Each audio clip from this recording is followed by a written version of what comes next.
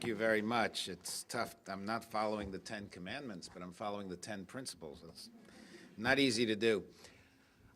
Let me begin with a story which I think underlays the whole idea of having some joint reference to both the founding of the Jewish nation and the founding of our nation here.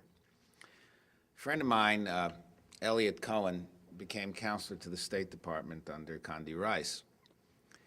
And his son came in for the swearing in, which I was at. Now, his son, Rafi, was a classmate of my youngest son's at the Hebrew Academy in Washington. And then, because he's very bright, he followed his dad and became a student at Harvard. Not unusual for bright Jewish young kids. But then he joined the Army. And he went to Ranger School, and he finished first.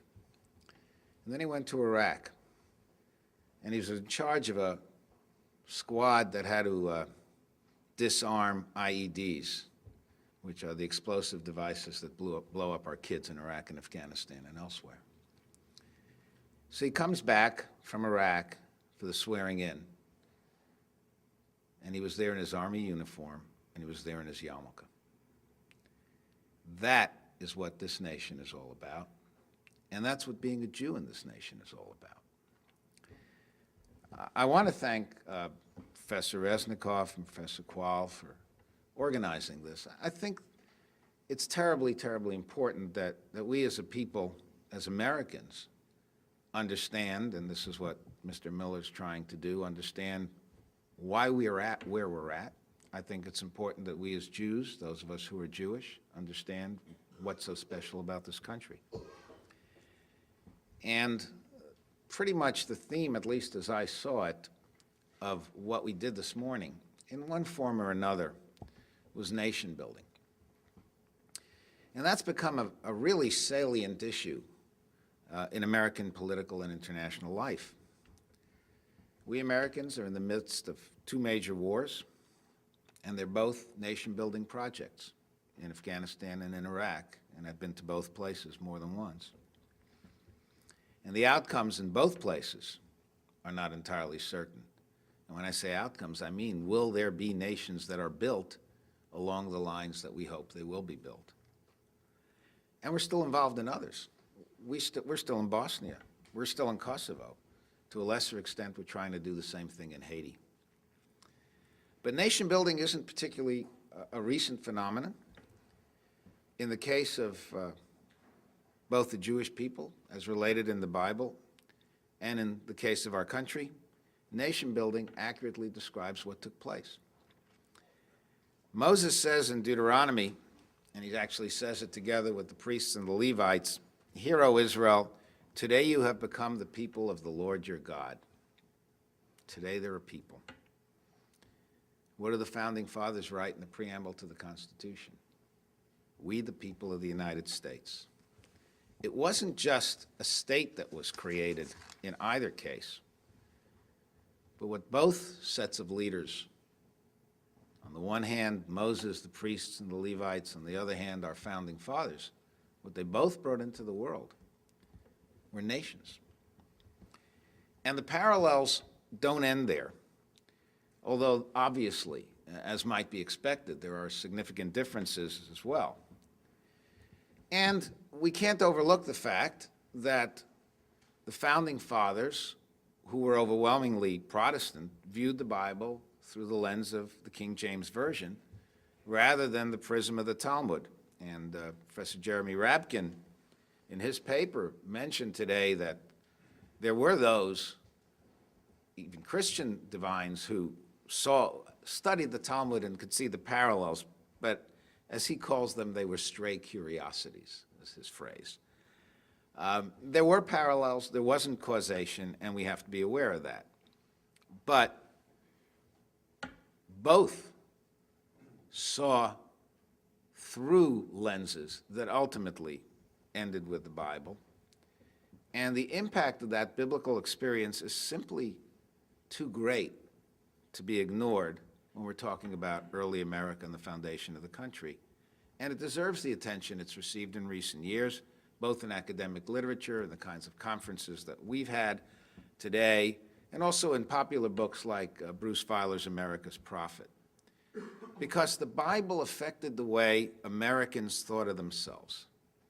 It may not have affected the nature of our institutions per se. There are parallels, I'll talk about them. But it certainly affected the way we thought of ourselves as a nation and the way we aspired to govern ourselves. It inspired Americans to revolt against the British. It provided a model for the American commitment to freedom. And at the same time, both biblical Israelites and antebellum America were torn between their new sense of nationhood and their regional way of life. And in both cases, these conflicts turned into very real bloody ones, turned into civil war, with the center, the federal government, ultimately victorious in the American case, but not at all victorious in the case of ancient Israel. Let me talk a little bit first about ancient Israel and about exceptionalism, collective memory, and manifest destiny. The Israelites emerged from bondage to freedom by overthrowing their Egyptian overlords. You remember, though, that they initially were not enslaved at all, but had a rather privileged position in Egyptian society as a result of their kinship to Joseph. Now, few Americans would ever claim that they had a privileged place in British society, but they did see themselves pretty much as equal to their British counterparts, that is to say, ordinary British subjects. They saw themselves as British subjects, and they resented their increasingly subservient position to their British overlords.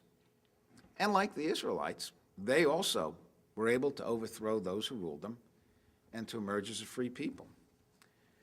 And just as the memory of Egypt was never far from Israelite and later Jewish consciousness, Moses tells the people, remember the day when you came forth from the land of Egypt all the days of your life. It's a passage that Jews recite in the Haggadah, and which we read on the festival of Passover. It's also a passage that some Jews recite every single day. And in many ways, it's very similar, this idea of memory, to the revolution against the crown and the Declaration of Independence that even our kids in our generation still know when in the course of human events. They may not know more than that sentence, but that sentence they know, and it's ingrained in our psyche. We remember the revolution. Remember, the Brits don't call it the American Revolution. Now, neither the emergence of the Israelites as a people or of the Americans as a nation was a sure thing. Dissension among the Israelites was rampant while they were still in Egypt, during their escape to the Red Sea, and while they wandered in the desert. Moses had to contend with complaints about lack of water and meat, nothing to do with kosher. They just didn't have anything, and they complained. They had longings for an Egyptian paradise that never was. All of a sudden, if you recall your Bible, they were creating these flesh pots in Egypt.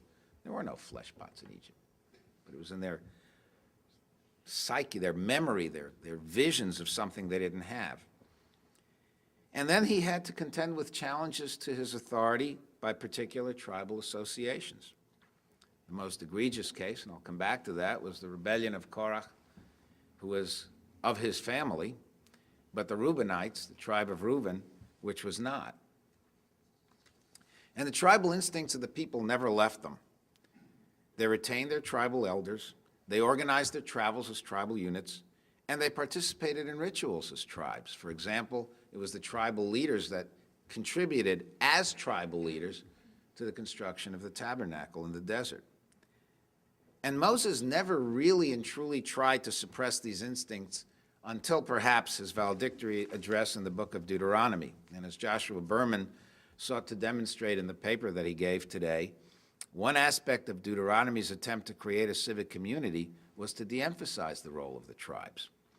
Deuteronomy, Berman argues, presents a political philosophy that goes beyond political offices, institutions, and laws, and one that focuses, as he puts it, upon the creation of attitudes, beliefs, habits, and practices of the civic community that are the cultural bedrock of the collective exercise of power.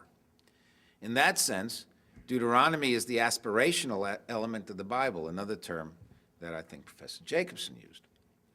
It sets forth a series of norms, and the idea of norms is one that Professor Bloch used, for the people and their leaders to follow. Trouble is, just because you have norms doesn't mean you're going to follow them. And in fact, the 12 tribes, both leaders and people, didn't always follow those norms, even the ones that Deuteronomy sought to imbue. And the fact that they didn't was a reflection of the culture that actually prevailed in the Exodus. It was not the ideal culture, but what really went on the ground. And that culture was the same as they migrated to Canaan, and that culture was the same during the settlement that followed the conquest. It was the culture that existed, rather than the one that was sought, that rendered the successful creation of an Israelite state less than inevitable. Had they, in fact, embodied the culture that Deuteronomy laid out for them, they might have encountered a lot less trouble. The creation of the United States wasn't a sure thing either. About a fifth of the colonists, possibly half of all New Yorkers, for those of you who come from New York, were loyalist supporters of the Crown. Tories, not the guys that just won in England, rather a different group. Many of these people escaped to Canada. Some returned to Britain or to the British West Indies. Families were divided. Fathers stopped talking to sons. Perhaps the most famous case of that was Benjamin Franklin's break with his illegitimate son, William, who was the Tory governor of New Jersey. And by the way, Franklin brought him up as his own son, and his son repaid him by becoming a Tory. Still, Americans were able to achieve the unity that Deuteronomy sought, and that the 12 tribes temporarily realized under the leadership of Joshua as they entered and conquered the land of Canaan. So that, on the American side, because they achieved some degree of unity, the United States emerged from 13 disparate colonies. Now, the parallels didn't end there. Both the Israelites and the Americans were possessed by a sense of manifest destiny, a destiny that both believed had been ordained by heaven. Moses conveyed the Lord's command to go up and inherit Canaan, that's from Deuteronomy as well, and to rid the land to the extent possible of its indigenous inhabitants. The early American settlers and the generations that followed them did much the same thing, constantly pushing westward, and in so doing both dislocating and decimating the land's original inhabitants, and all the while seeing themselves as the agents of civilization. The Israelites developed a form of governance that provided a rough model that the Americans millennia later would perfect, not would follow, because it wasn't a direct correlation of any kind, but it was one that they would perfect. Ancient Israel, as you heard from Professor Resnikoff, stressed the importance of the rule of law. Even a king like Ahab, who had killed Naboth and seized his property, submitted to Elijah's reprimand because he knew that he had violated the law. I first heard this not in a synagogue, but from a good friend of mine, Jim Woolsey, former director of the CIA and a good Presbyterian who knows his Bible. What he said was, the power of the rule of law comes when somebody who really doesn't want to follow it follows it anyway. King Ahab is not part of the pantheon of Jewish heroes. But when Elijah rebukes him, he gets depressed. Power was not balanced in the sense of the American Constitution, but it was surely divided, something else you've heard. The king was but one center of power in the Israelite structure. The prophets wore what the Talmud later called the crown of the Torah. The priests wore the crown of sacrament. The tribal elders also remained influential. The book of Kings described how they made and unmade rulers of both Israelite states. Moreover, the ancient Israelites were among the first nations to adopt the principle, if not always the practice, that underlay the notion of equality as expressed in the Declaration of Independence. Namely, as Professor Zuckert's paper stressed, and I'm quoting here, that all are equal in the sense that no one has a natural or divine right to rule another. Even the Davidic kings were strictly regulated in terms of what they could or could not impose on their subjects. because as the Lord said in Leviticus, for they are my servants, and that means they're nobody else's. When Solomon broke the social contract between king and people, conscripting labor to support his grandiose construction schemes, and violated biblical strictures against taking too many wives, who all happened to be idolatrous as well, we're told by the book of Kings that it was a prophet, Achiah the Shilonite, who informed the rebellious administrator Jeroboam, son of Nevat, that he would rule over 10 of Israel's tribes. Sure enough, the people who had grown restive under Solomon's rule rebelled early in his son Rehoboam's reign, and Jeroboam became king of a new northern Israelite kingdom. Now, the Talmud, there's one of the great whitewashers of Talmudic history, writes that he constantly states that nobody ever sinned, and so he says, in a very creative way that would have made him a PR genius today, that Solomon's wives really converted to Judaism and didn't sin at all. He does have a problem with the text, but that doesn't seem to stop him. And certainly the rebellion took place. Nobody doubts that.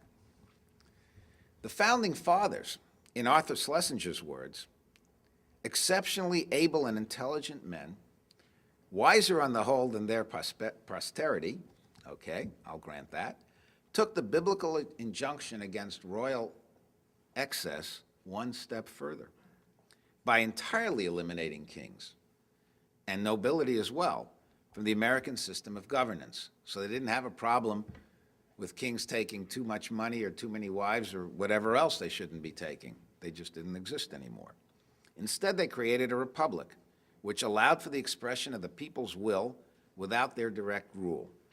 Moreover, they built in a series of checks and balances that, as Professor Zucker demonstrated in his paper, recognized men as they are, not as they ought to be. That's what checks and balances are really about. If everybody were perfect, you wouldn't need them. In a sense, the Israelites had anticipated them in this regard as well. Their system granted a special role to the prophets, who recognized that even the greatest of kings could be seriously flawed, and acted as a brake against their most egregious excesses. I want to talk a little bit about tribal differences, both in ancient Israel and in America. One of the major leitmotifs in the history of ancient Israel is the tension between those who sought to establish a unified Israeli polity and the leaders of the tribes who were focal points for regional resistance to centralized authority, something we keep seeing in Afghanistan today.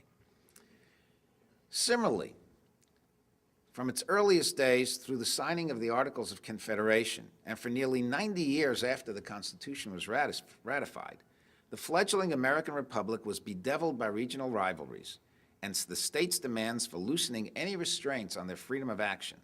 In both cases, violence was never far from the surface, and in both cases, too, the tensions erupted into bloody civil war.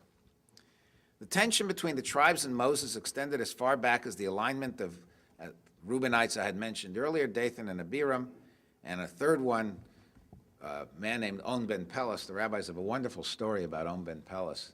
His wife got him to sleep, and so he never joined the rebellion.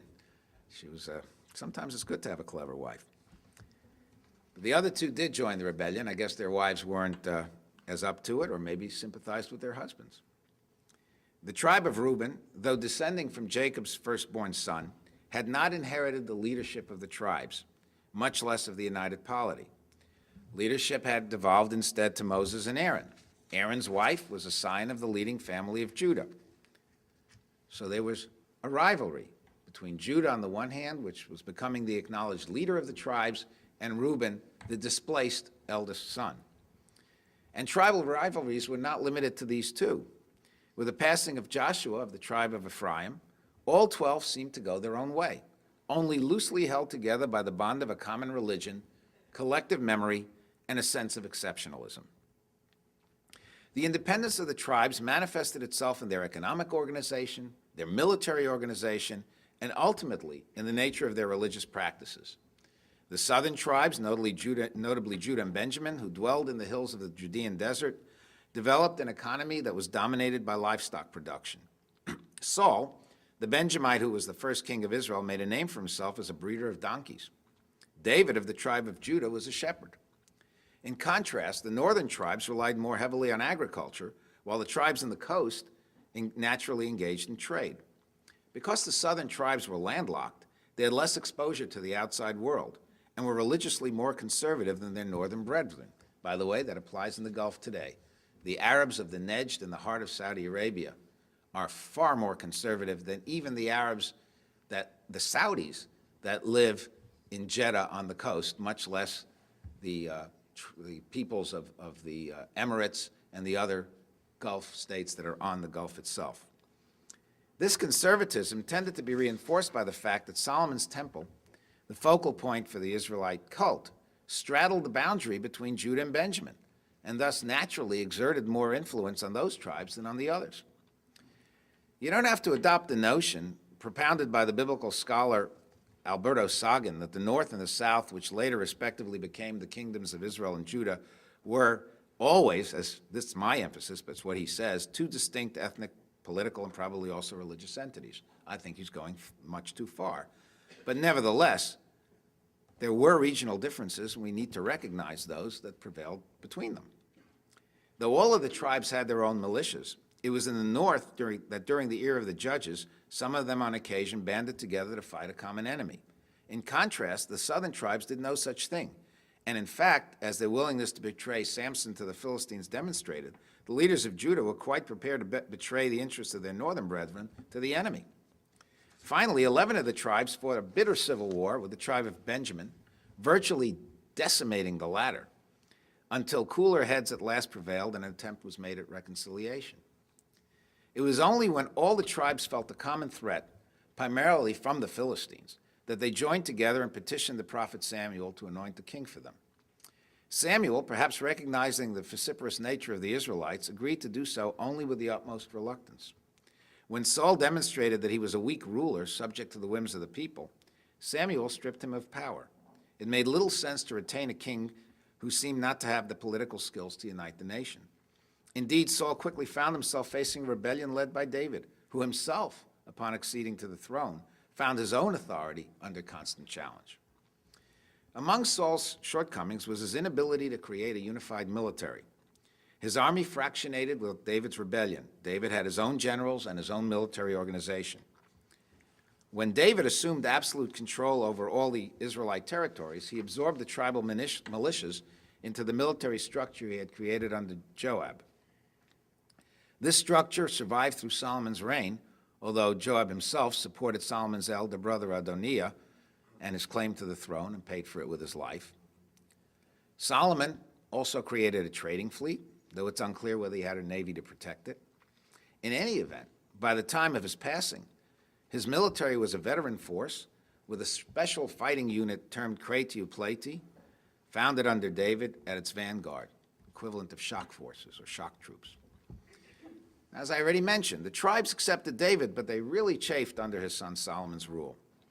His increasingly oppressive economic policies, higher taxes as well as conscription, led to an attempted coup by his administrator Jeroboam and brought long-standing tribal resentments back into the open. That those policies of Solomon had resulted in the creation of an expanded Israel, really an empire, and in the generation of considerable wealth seems to have made little difference to the northern tribes. So that once Solomon left the scene and his dim-witted son succeeded him, secession was not far from coming. And the northern tribes and the kingdom they constituted, although they were separate, they did not fully reject their ancestral religion or their ethnic identity. Their temples in Dan and Beit El were meant to rival the Temple of Jerusalem, but not necessarily the deity to which the latter was dedicated. There's a great debate over that, because calves were erected in both places. But there is an argument that's made, and the fact that there were prophets like Elijah and Elisha who functioned in the north underscores that argument, that the rival temples were there for political reasons, not to rival God himself. And on more than one occasion, although the two states came to the brink of war, they did pull back. Maybe it was the memory of the war with Benjamin that served as a deterrent to mutual annihilation. Or maybe it was just the recognition that in the end, they had more in common with one another history, religion, culture, law than they had with anybody else. Now, the drama that accompanied the ratification of our Constitution reflected many of the same underlying themes that had undermined Israelite unity. The backgrounds, the economies, the religious preferences of the northern states were quite different from those of their southern counterparts. The inhabitants of New England were often religious refugees from Britain, dissenters of various shades who resented the primacy of the established Anglican Church. They were merchants, traders, smallholders. They increasingly found slavery to be irrelevant to their economic objectives and objectionable to their religious beliefs. In contrast, the southern states, and particularly Virginia, were led by men whose social standing was not inferior to that of the English middle class, and did include some aristocrats, Lord Fairfax, for example, whose economies revolved around plantations manned by slaves, and whose religion was more attuned to the Church of England, or at least to its more latitudinarian variants. But all the states asserted their individual identities as well. In the North, New York stood apart from its New England neighbors, both by virtue of its size and its mixed Dutch-British heritage. Pennsylvania's heritage was Quaker. In the South, Georgia's population, initially comprised debtors and others from Britain's economically downtrodden, it was notably different from that of Virginia, and both were different from Maryland, which was Catholic. Every state had its own militia. Until the Revolutionary War, these militias never fought as a unified group. And even during the war itself, their commitment to George Washington's command was at best inconsistent. The centrifugal tendencies of the states led to the formulation of the Articles of Confederation, which allotted few powers to the central government and was, to quote Arthur Schlesinger, in effect parliamentary government without a prime minister. The states regulated their own trade, imposed tariffs against foreign nations and even one another, continued to have their own militias. 11 out of the 13 had their own navies. It was only in the face of foreign pressures and Indian incursions that the states, like the ancient tribes of Israel millennia before, recognized that the form of government they had chosen was simply inadequate to their needs.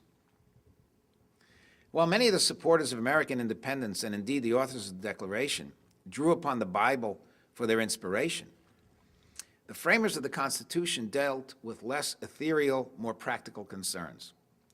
But at the same time, much as Deuteronomy had done for the Israelites, the Founding Fathers did provide for the future realization of civic norms that would strengthen the American polity.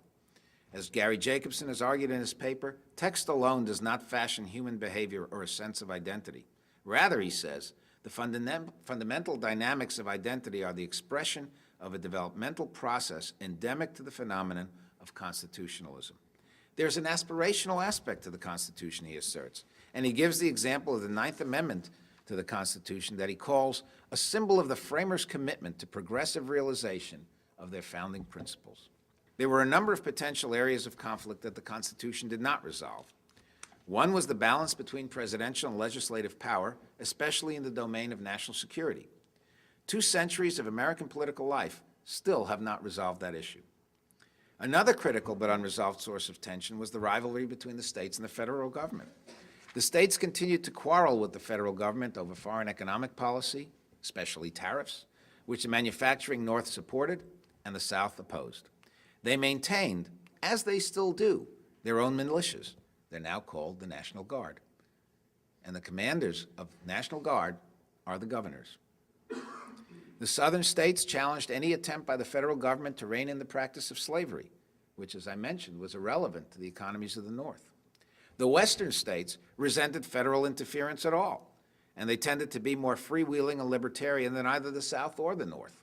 As de Tocqueville wrote, the new states of the West already have inhabitants, but society has no existence among them. How far states' rights extended became a central issue that dominated and divided antebellum America, even in the West, along north-south lines. Ultimately, the dispute between the states and the federal government led to the Civil War. And even then, as we know, that matter was not fully resolved. American regionalism may have had a different face and spawned different issues from those which dominated the Israelite polity so many centuries earlier. But its impact, in my view, was no less deleterious to America in the 18th and 19th and arguably the 20th centuries than it was to ancient Israelite society. The creation of a republic, along the lines that Hamilton and Madison argued for in their Federalist Papers, especially number 10, was not the only great innovation that Americans bequeathed to the world. In addition, the Bill of Rights, affording men the ability to speak, meet, bear arms, worship freely, opened unheard-of vistas that were matched only by the almost contemporaneous French Declaration of the Rights of Man. But unlike the French Declaration, which Napoleon undermined within a couple of decades of its being promulgated, the Bill of Rights was never seriously challenged except during the Civil War, when everything was seriously challenged. And it provided the foundation for the argument made by Jewish leaders like Rabbi Moshe Feinstein and by scholars like David Novak this morning in his paper, that America and, tipping our hat to our northern buddies, Canada, are polities within which, to quote the title of his paper, a Jew can live in good faith. Novak indeed goes so far as to assert that the nature of American, and he would add Canadian law, and the position of the Jew in American and Canadian society both render it unnecessary, though commendable, for a Jew to bring his or her civil case to a Jewish religious court or answer the summons of a Jewish religious court, even if that case involves a fellow Jew. This is actually a pretty extreme position, especially as Jewish law, for example, commercial laws discussed this morning by Rabbis Bleich and Levine, pointed out, can be quite different from the common law upon which much of American law has been based. Most rabbis, or at least Orthodox ones, for example, would strongly advocate the settlement of commercial and civil disputes in a Jewish court, even if they accept the dictum of Mar Samuel in the Talmud that the law of the kingdom is the law. They would advocate for resorting to Jewish courts even where, as Rabbi Michael Broyd and Stephen Weiner argued in their paper, Jewish and common law have achieved some convergence, for example, with respect to modern commercial practices such as advanced purchase orders and just-in-time inventory management. Nevertheless, and for all that, whether you agree with it or not, Professor Novak's point is of significance because it demonstrates just how far the American system, and to be fair to him, the Canadian one, have incorporated the principles of justice, whether consciously or unconsciously, that originate in the Bible. America's founding fathers were religious men, though, as in Jefferson's case, religious in their own way. Many of them were deists. A lot of them were Masons, and Masons were not held in high esteem by certain churches, but they were religious in their own way. Even if they weren't devout Christians, they were influenced by Christian, more particularly Protestant values, which in turn drew heavily on those propounded in the Hebrew Bible. To this day, the United States is widely recognized as one of the most religious societies in the Western world, if not the most religious society in the Western world. Our people go to church, to synagogue, to mosque, to Hindu temple, and so on. And we, as a people, have been heavily influenced by the Judeo-Christian ethic that's been transmitted through the generations since the founding of our great nation. The Israelite experience and that of the United States naturally differed in many, many ways. But the fact that there were similarities at all is noteworthy, and that those similarities were not always accidental is nothing short of remarkable. And that, in turn, reflects the reality that ultimately, each in its own way, both the Israelites and the early Americans were motivated by the belief that they had a unique and special destiny as one nation under God. Thank you.